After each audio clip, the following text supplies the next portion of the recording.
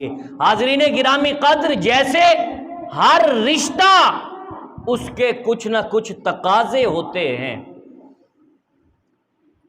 ماں باپ کے رشتے کے بھی کچھ حقوق ہیں، اولاد کا رشتہ بھی کچھ حقوق رکھتا ہے، رشتہ داریاں، دیگر معاملات تمام کے تمام کچھ نہ کچھ حقوق رکھتے ہیں۔ ہم رشتہ داریوں کے حقوق بھی سمجھتے ہیں اور ان کو پورا کرنے کی کوشش بھی کرتے ہیں، والدین کے حقوق بھی سمجھتے ہیں، انہیں پورا کرنے کی کوشش بھی کرتے ہیں، لیکن کچھ حقوق اس کتاب اللہ قرآن مجید کے بھی ہمارے ذمے ہیں۔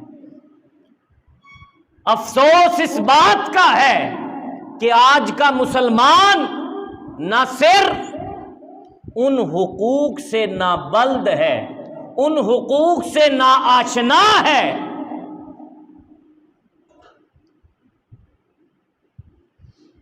ان حقوق سے آگاہی آج کے مسلمان کو نہیں ہے۔ رمضان المبارک کا آخری عشرہ، جمعۃ الوداع کا دن، آج قرآن کے حقوق میں آپ کو بتانا چاہتا ہوں کہ قرآن کے ہم پر حقوق کیا ہے۔ قرآن کا سب سے پہلا حق ہم پر یہ ہے کہ اس پر ایمان لایا جائے، جیسے ایمان لانے کا حق ہے۔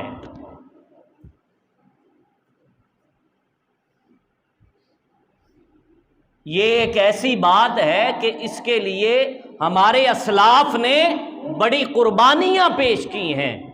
ایک وقت تھا جب یہ بحث چلی کہ قرآن خالق ہے یا مخلوق ہے، تو امام احمد بن حنبل نے اس پر بہت صعوبتیں برداشت کیں، ان کو جیل میں ڈال دیا گیا۔ بلکہ ایک بڑا مشہور واقعہ بھی ہے کہ امام احمد بن حنبل کو جیل کے اندر جب کوڑا لگتا نا تو آپ کہتے اللہم اغفر لی ابن الحیثم، اے اللہ ابن الحیثم کی مغفرت فرما۔ ابن الحیثم اس وقت کا بہت بڑا ڈاکو تھا۔ تو کسی نے پوچھا امام ماجرا سمجھ میں نہیں آیا کہ آپ کو کوڑا لگتا ہے تو آپ اس ڈاکو کی مغفرت کی دعا کرتے ہیں، وجہ کیا ہے؟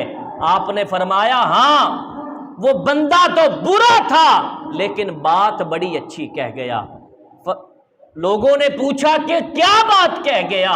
آپ نے فرمایا کہ جب مسئلہ قرآن پر گرفتار کر کے مجھے جیل کے اندر لایا جا رہا تھا تو جیل کے دروازے پر میری ملاقات ابن الحیثم سے ہوئی۔ ابن الحیثم نے کہا کہ امام آپ کدھر؟ ہمارا تو یہ گھر ہے، ہمارا تو آنا جانا یہاں پر لگا ہی رہتا ہے، لیکن آپ کو دیکھ کر حیرت ہو رہی ہے کہ وقت کا امام اور جیل خانے کی طرف آ رہا ہے، وجہ کیا ہے؟ تو امام احمد بن حنبل نے ابن الحیثم کو بتایا کہ مجھے مسئلہ قرآن پر گرفتار کر کے لایا جا رہا ہے، جو وقت کا بادشاہ ہے وہ قرآن کو مخلوق کہتا ہے، جبکہ میں قرآن کو مخلوق نہیں سمجھتا۔